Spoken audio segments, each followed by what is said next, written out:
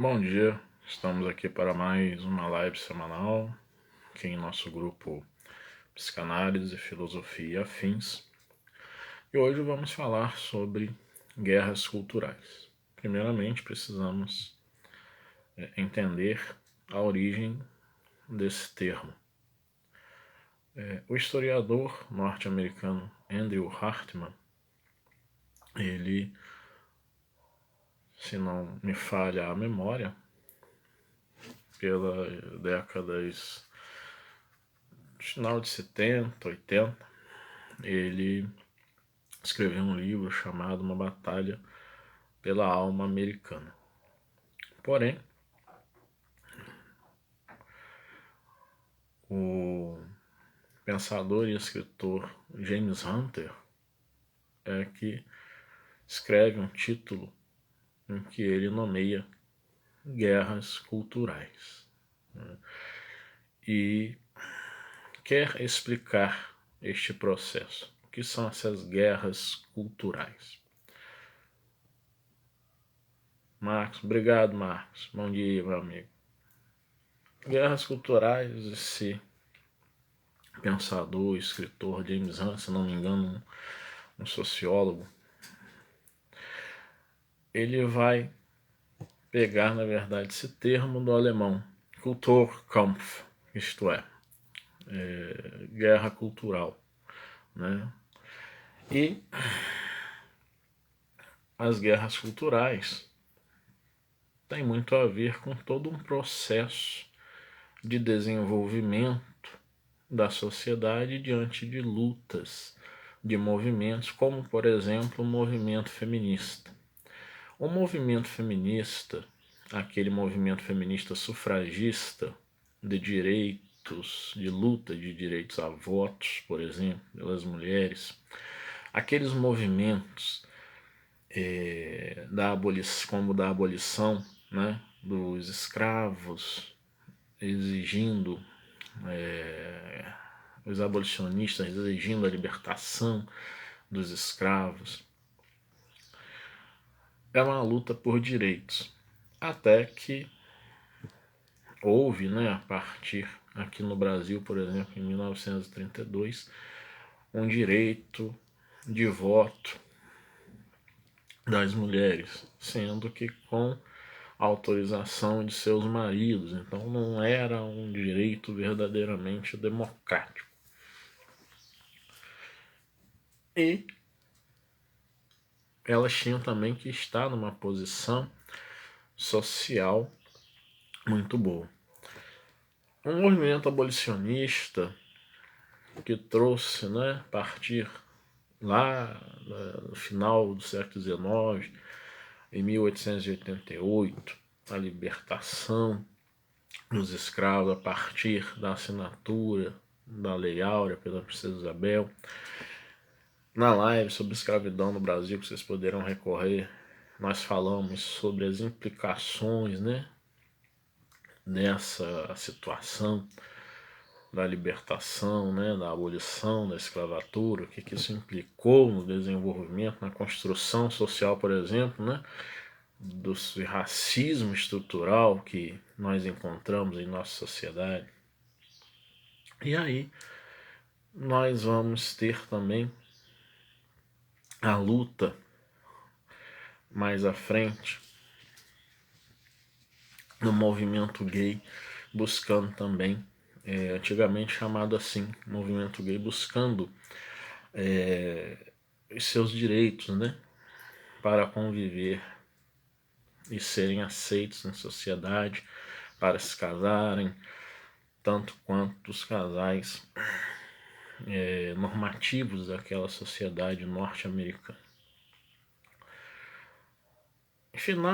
A partir do final da Segunda Guerra Mundial, nós podemos até pensar em imagens, né, daquela família normativa norte-americana que tem lá um homem amadurecido com seus 45, 50 anos, a sua esposa, filhos, na expectativa de que esses filhos, ao crescerem, após seus estudos, ou independente até para as mulheres, né, de terem um estudo, um ensino superior, ou mesmo completarem o ensino médio, que arrumasse um chamado bom partido, né? Mas o bom partido não é uma pessoa boa, o bom partido era um homem que tinha condições de sustentar aquela mulher, de ser um bom provedor, né? É aquele disfarce, né, de um casamento feliz, mas na verdade, numa visão social, construída num ponto de não vai faltar nada a ela, tá bem, aquele homem está muito bem empregado, né, e vai sustentá-la. Essa era a visão, né, na época. Só que nas décadas de 60 e 70 começa a surgir o quê? Começam a surgir, por exemplo, um movimento hippie que fala do sexo antes do casamento, que fala da liberação das drogas, que não está pensando, né, em que se tem que seguir uma normatização mesmo de um campo de trabalho profissional que seja restrito a se ter de se tornar um executivo, um professor, uma professora, ou trabalhar, né, digamos assim, eternamente para uma empresa até chegar ao momento de sua aposentadoria. Houve aí um processo de se iniciar uma revolta para uma desconstrução desses processos sociais.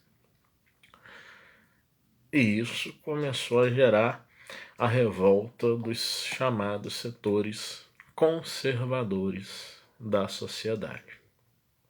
Porque como assim a mulher ter uma liberdade para, por exemplo, não se casar virgem, para fazer sexo antes do casamento? E dentro de uma sociedade norte-americana e mesmo na sociedade brasileira, que se pauta religiosamente numa forte cultura, é construída nessa cultura, né, judaico-cristã, isso é um escândalo. E aí começam-se as guerras culturais.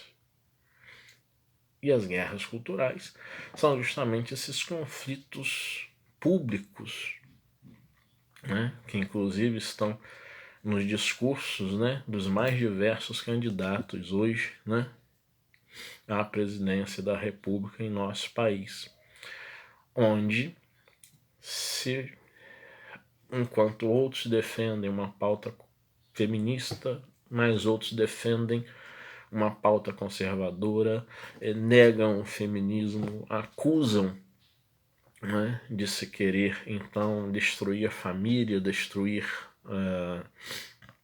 a sociedade. Só que nós temos de pensar o seguinte, né? Aquela imagem daquele homem maduro de seus 45, 50 anos, que vê a sua mulher de repente começando a usar uma mini saia e acha aquilo um escândalo e começam brigas em casa, se não é a mulher é a filha. Não, como que é isso? Por que tem que de repente a filha estar no meio de um movimento hippie e se colocar nua? O que tem a ver, né, esse tipo de protesto, por exemplo, dentro de um movimento gay hoje, chamado movimento LGBTQIA+, desses homens, mulheres, trans, homossexuais, mulheres lésbicas, de se colocarem nus, né, nuas, em protestos, né, homens usando calcinha fio dental, por exemplo, em protestos. O que isso representa? Isso é uma ofensa à sociedade? Aos olhos daqueles conservadores, sim, é uma ofensa à sociedade, é uma ofensa moral, né? Porém, essa semana, em outras também, né, eu que participo de um grupo, né, de estudos psicológicos e filosóficos, num campo mais espiritual, né? Nós estávamos conversando sobre essas questões e eu me pontuei, até enquanto psicanalista, colocando o seguinte: vamos pensar que uma década de 50, 40, 50, 60, 70 mesmo, quantos homens, né, que hoje, por exemplo, estão na idade madura, quantas mulheres que estavam reprimidas até então, em suas famílias, na sociedade, e que ao irem para esses movimentos eles podem soltar. Então, esse tipo de atitude nos faz entender que aquela libido, aquela energia sexual está pulsando a tal ponto de fazer com que elas ajam desta forma. Né? E essa forma é uma forma negativa, uma forma ofensiva. Claro que aos olhos conservadores é ofensiva, é negativa, ela é cruel, até ela quer destruir a família, é um desrespeito às crianças, é um desrespeito à sociedade de um modo geral, é o querer impor-se. Por outro lado, se assim eles não fizessem, será que eles seriam ouvidos? Será que eles chamariam a atenção? Já que, se portarem dentro do que se chama uma postura de classe, é um homem homossexual, é uma mulher lésbica, é um homem trans, é uma mulher trans, mas olha, nem parece. Tem uma postura que nem se diz. Os trejeitos são leves. Isso é repressão. Isso é continuar fazendo a repressão, ainda que disfarçada em um verniz social de educação. E quando nós, como eu estou a falar aqui, dentro dessa polarização política que está em nosso país, aí vem, né, essa guerra cultural. Mas, Leonardo, esse é um pensamento de esquerda. Você é um esquerdista, você é um comunista, você é um socialistazinho que não está enxergando a realidade desse nosso país que está virando um país comunista. Só que aí a pessoa que fala isso, ela está sabendo o que é socialismo, ela está sabendo o que é a esquerda, ela está sabendo o que é comunismo.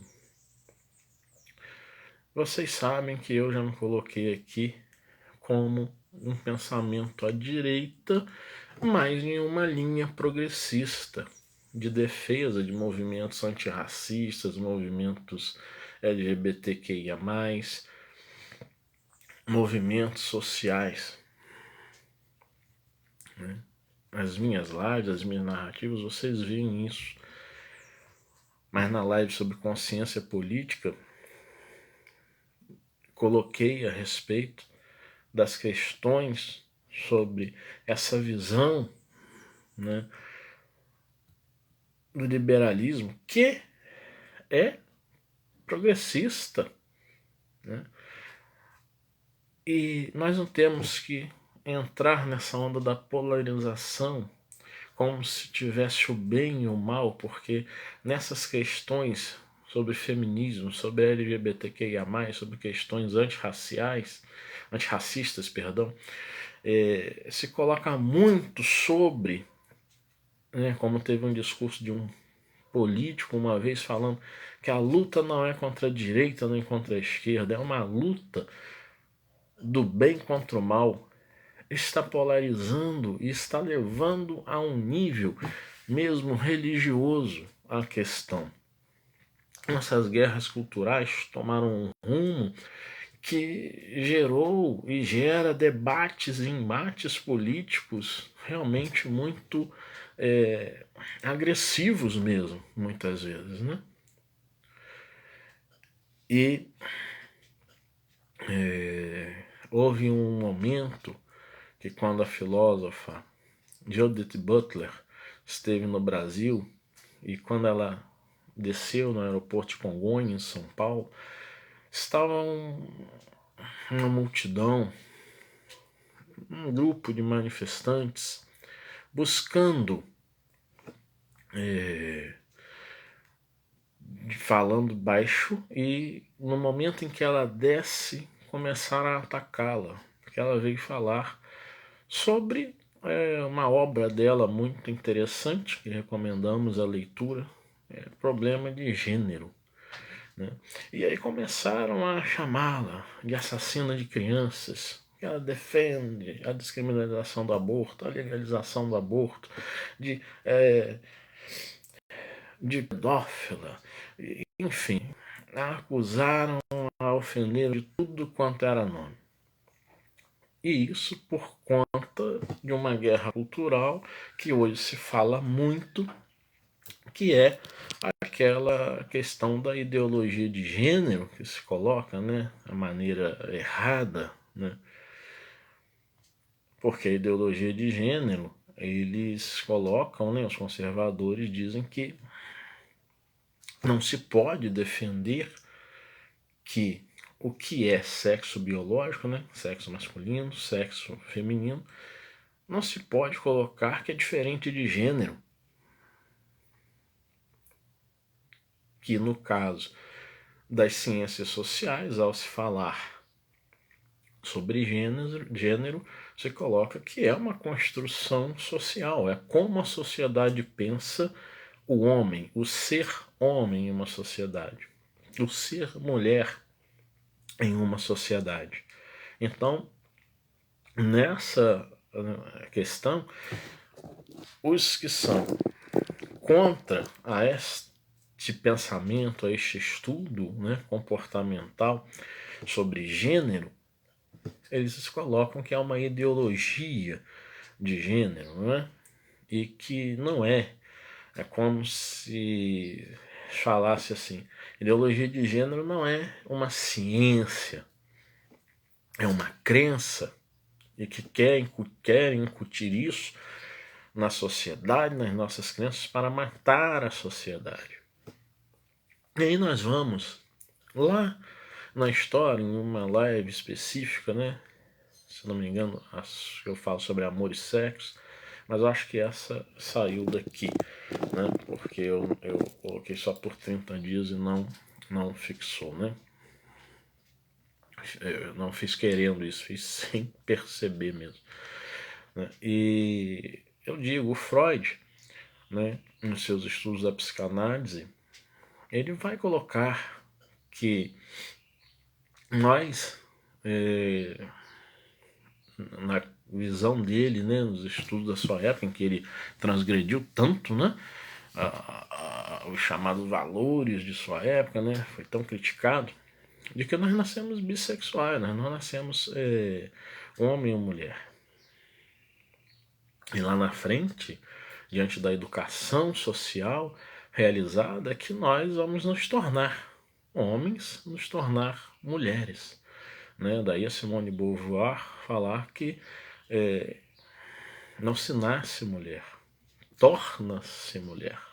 Né? O Freud coloca que não se nasce homem, não se nasce mulher, torna-se homem, torna-se mulher. E nas ciências sociais chegou-se à mesma conclusão. E o sexo biológico ele é masculino, ele é feminino, mas à medida em que o ser humano vai se desenvolvendo, ele não necessariamente vai agir como um homem, assim como a sociedade, na sua construção, pensa um homem. Imaginemos nós educarmos uma criança, isso, né? Claro que isso não é um experimento científico a ser feito, né? Porque interferir no próprio desenvolvimento natural, nas relações interpessoais, né? Daquele ser humano. Mas suponhamos que um cientista um transtorno de personalidade antissocial, um perverso, né, pegue uma criança ou algumas crianças e as conduzam, as eduquem a ponto delas não terem toda essa visão, né, dessa construção social do que é papel do homem, do que é papel da mulher.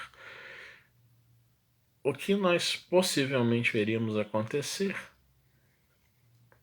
é que dentro das características de um sexo biológico, das posturas, né? Obrigado, Márcio, meu amigo, obrigado. Dessas posturas, né? Dentro de um sexo biológico, no sentido de, olha, vamos deixar que os instintos se façam presentes, né? E aí poderia acontecer, né, de um instinto fazer com que houvesse uma relação íntima de um adolescente com uma adolescente. Mas dentro dessa explosão de hormônios não haveria ali, de repente, experiências homoafetivas entre aqueles adolescentes, aquelas crianças vivendo em um processo educativo em que não se colocasse para elas nenhuma construção social, né? E aí eu quero dizer isso porque eu estou aqui defendendo o quê? De que sim, o pensar o homem, o pensar a mulher, os papéis designados, né, foram pensados numa construção social. A construção social de que o homem é o provedor do lar. A construção social de que a mulher deve estar cuidando da casa. De que há tarefas dentro de casa próprias à mulher e as próprias ao homem. E o que nós vemos hoje? Nós vemos um avanço onde muitas mulheres invertem até, né? A gente fala assim, inverter os papéis, mas seria mesmo inverter os papéis dentro de uma ordem de construção social? Sim, isso é inverter os papéis, né? Mas fora de uma ordem de construção social, são as escolhas ali do próprio ser humano, que junto ali aquele casal tomou uma decisão. Olha, mulher, você então trabalha, você gosta de estar trabalhando, gosta de estar fora de casa, você ganha bem, tem as condições financeiras para isso, e eu fico tranquilamente dentro de casa. Nós queremos ter filhos, vamos ter filhos, eu cuido dos filhos, né? Para alguns isso é uma inversão de valores. E aí vai se dizer que isso não é uma construção social? Então, assim, ideologia de gênero, em realidade, ela não existe. O que existe são os problemas de gênero, né? É isso que existe, é isso que há. E há muitos embates, né? Nessas situações. Por exemplo, o movimento LGBTQIA+, quando ele antes era um movimento gay e estava lutando pelos direitos de um sentido de união estável, de se ter um casamento, né, gay e tal. Hoje, chamado LGBTQIA+, esse movimento, a partir, hoje não, a partir, né, da segunda metade do século XX para cá, não é essa a luta mais. A luta é pela questão de serem tratados como pessoas, como seres humanos, que tanto querem ser respeitadas como eles respeitam, né? E muitos acabam exagerando às vezes, mas aí nós lembramos o que eu falei sobre a libido, né? Aquela repressão toda que eu disse anteriormente. Logo, o que acontece? Não é aquela situação de nós estarmos colocando que é uma guerra do bem contra o mal. Nós estamos colocando que é uma guerra cultural em relação ao próprio desenvolvimento da sociedade. O que esses movimentos sociais geraram? Por exemplo, em 2020, aqui no Brasil,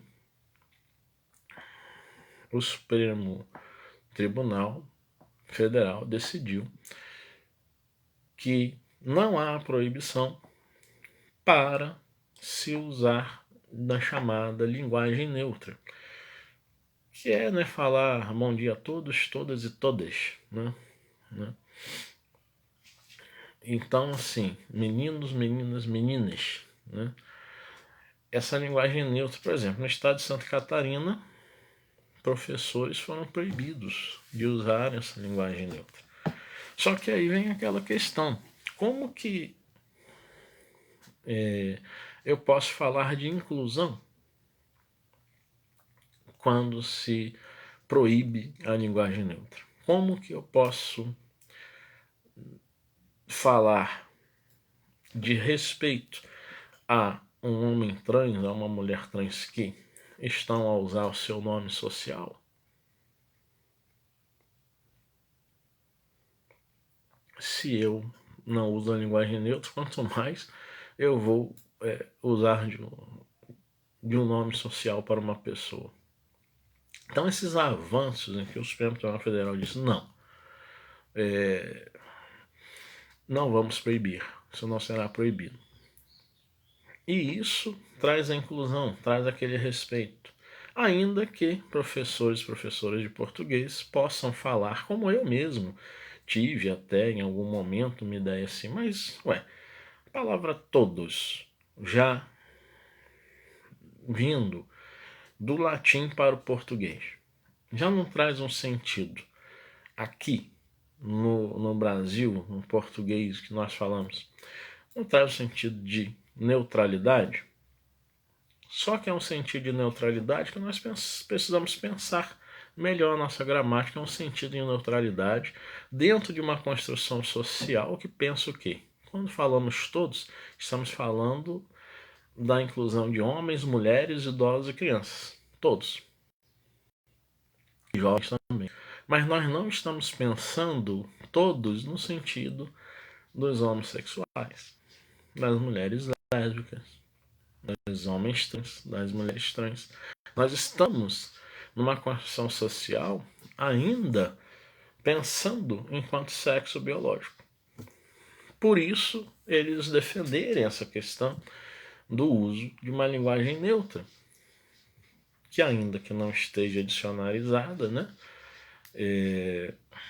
não esteja assim formalizada dentro da língua portuguesa, mas traz essa característica. Então percebem como que ampliar a nossa visão, ainda que possa se discordar, mas é como já dizia um falecido amigo, se discorda de alguma coisa, que se coloque fundamentos e não ataques, né? Porque é muito comum nesses embates, nessas guerras culturais, nesses conflitos públicos, haver diversos ataques, né? E em filosofia o que se chama de argumento ad hominem, isto é, para o homem, né? Que ofende, que já toca nas questões pessoais do outro, e aí já não é argumentação, é ofensa, né? Porque a argumentação verdadeira, ela traz fundamentações, ela traz estudos científicos, seja no caso das ciências humanas, das ciências naturais, das ciências exatas, traz argumentações científicas, traz evidências científicas fortes para que se possa defender, então, o que está a se defender, e não um ataque pessoal, e nem se colocar uma questão em um nível religioso, como, por exemplo, uma outra guerra cultural que acontece muito, né, é essa questão, esse debate sobre legalizar ou não legalizar o aborto, ou ao menos descriminalizar o aborto. E aí entram questões muitas, porque a religião é uma construção social também. Ela vem, né, milenarmente construída dentro da humanidade. E ela traz né, suas leis, suas normas, a sua moral. E para quem segue esta ou aquela religião, obviamente será contra o aborto diante da sua postura religiosa. E essa postura religiosa, ela é uma postura religiosa. Tantas vezes ela nada tem de científica. O que eu conversei com um amigo há uns anos atrás, em que ele falava assim: mas está em livro tal, está também na Bíblia, de que o aborto não é possível porque o feticídio não está dentro da lei de Deus. Aí eu coloquei para ele assim: olha só, você levantar a Bíblia, seja a Bíblia judaica, a Tanakh, seja a Bíblia cristã, que contém o Antigo e o Novo Testamento, ou a Primeira e a Segunda Aliança, você levantar ele espírita, levantar o livro dos espíritos, falar que lá, né, estão espíritos superiores falando que são contra o aborto, isso para os legisladores e para os cientistas na área das ciências da vida, os geneticistas, os embriologistas, os biólogos, né, os médicos, isso não importa para eles. Porque não é a religião que está em discussão. O que está em discussão são outras questões.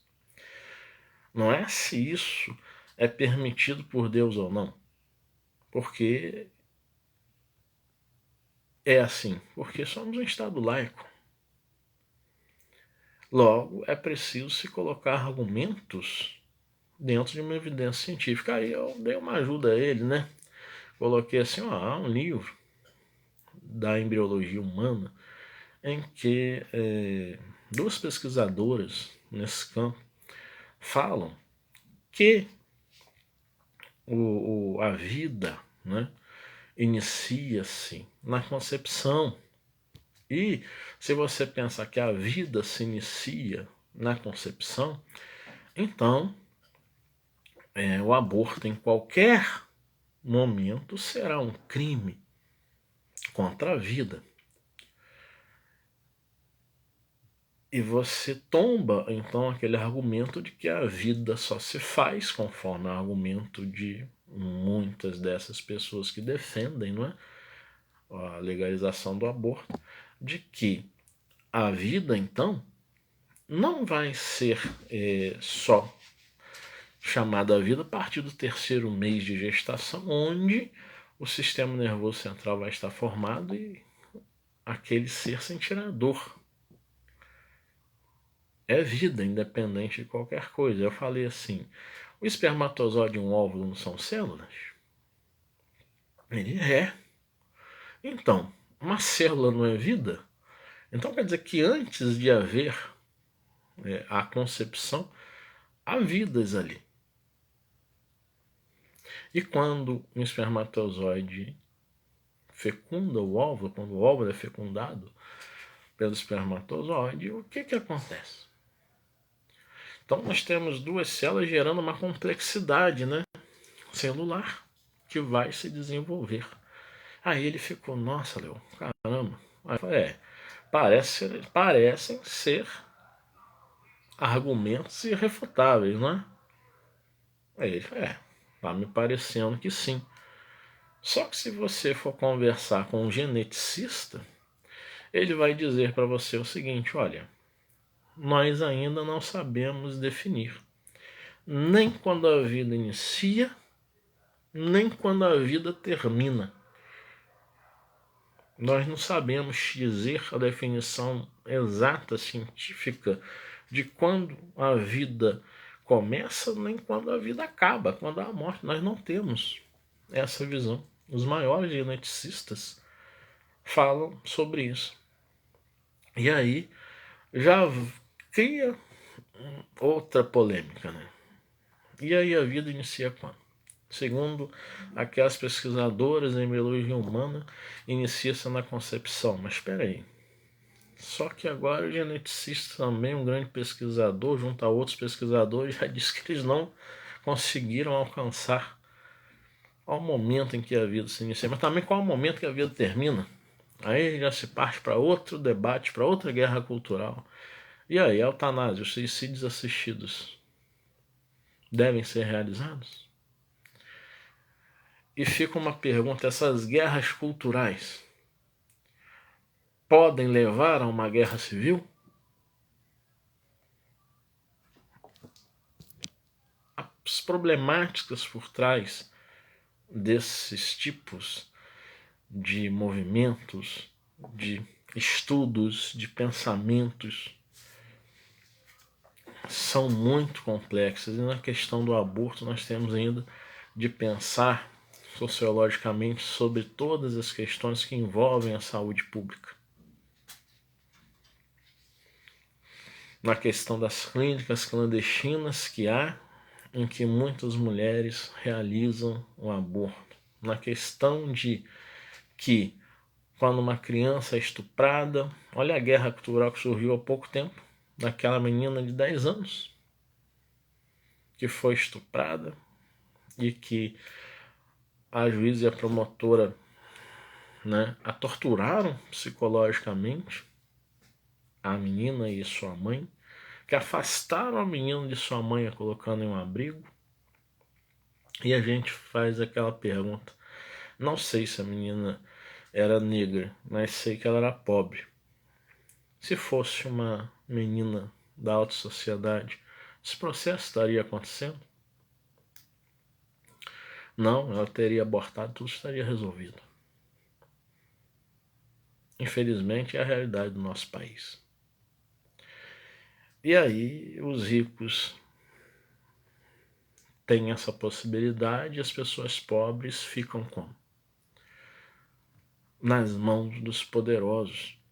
E poderosos que muitas vezes agem não de acordo com o que rege a legislação, nem de acordo com o que diz a ciência, que colocou que aquela menina... mas a criança já está com 7 meses e isso é uma coisa grave, vamos estar matando uma vida. E aí se pensa assim, qual a vida ali que existe primeiro? Qual a vida ali que está correndo risco? Qual a vida que tem possibilidades de estar já num processo de construção? É a vida da mãe.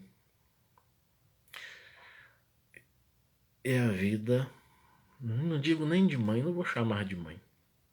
Vou falar que é a vida de uma criança que sofreu um ato abusivo, né, de estupro, e que se quis até justificar o estupro colocando-se que não foi um padrasto, não foi um adulto, mas foi uma outra criança. Mas dentro da legislação, estupro é estupro. Estupro de vulnerável é estupro, independente da idade. Ainda que a outra criança, de repente, se for o caso de 11 anos, seja inimputável por lei.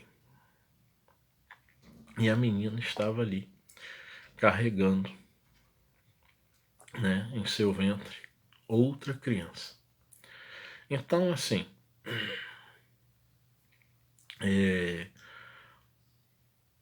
a questão era de proteger aquela criança que até pelas questões medicinais foi colocado que ela poderia ter um rompimento em seu útero, que ela teria sérias hemorragias e que a eclâmpsia também era um grande risco. Então, segundo a medicina, em nossa legislação, se há um risco de morte para a mãe, salve-se a vida da mãe e não da criança.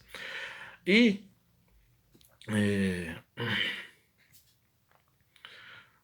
até porque temos de pensar todas as consequências sobre isso.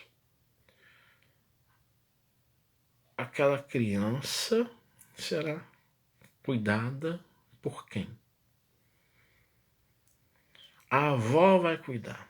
Tá, e a avó vai ter.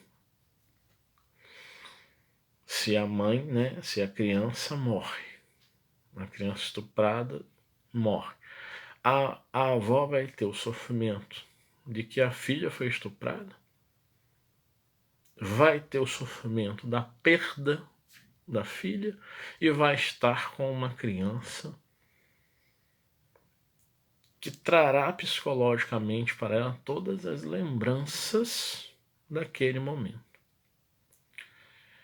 Ah, Leonardo, mas muitas mulheres foram estupradas e tiveram seus filhos, estão também hoje sendo cuidadas por esses mesmos filhos ou filhas frutos de um estupro.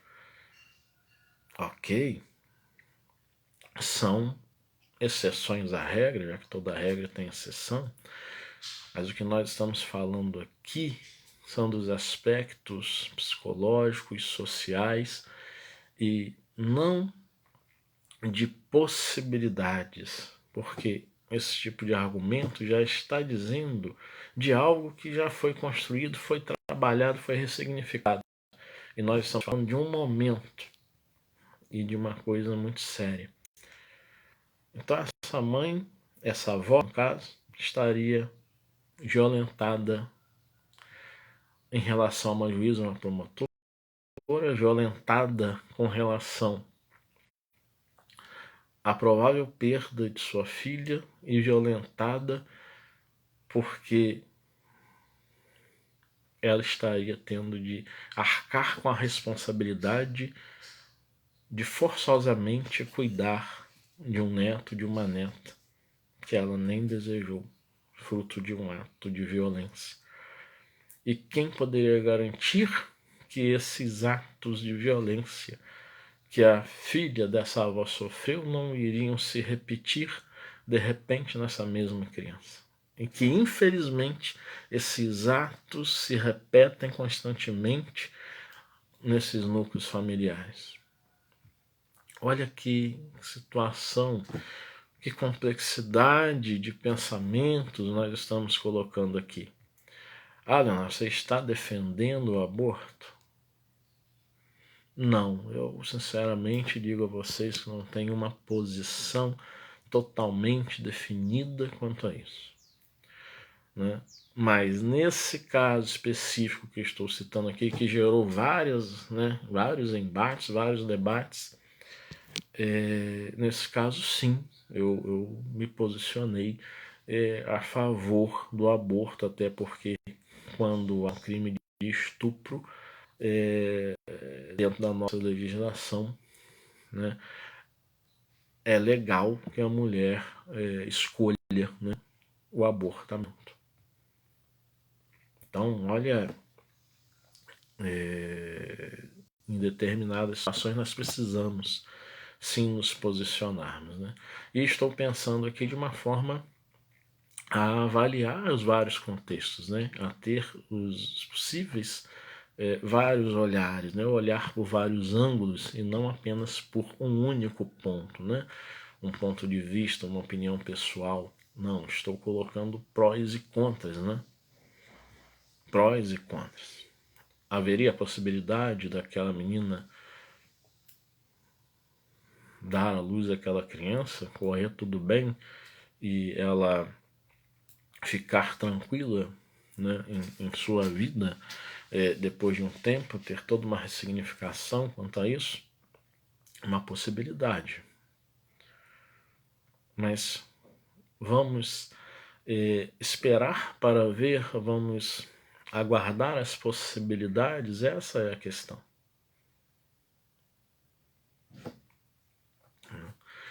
Então, essa questão religiosa batendo de frente com questões científicas traz para nós essas reflexões em relação a essas guerras culturais que vêm se fazendo pelo mundo e em nosso país e se colocando dentro dessa polarização política que, na verdade, nós acabamos por esquecer que o mundo, depois que se tornou uma aldeia global, a pluralidade tomou conta e que nós devemos então observar que o que há de bom aqui, o que há de bom ali, o que pode trazer bom funcionamento aqui e ali, é o que haverá de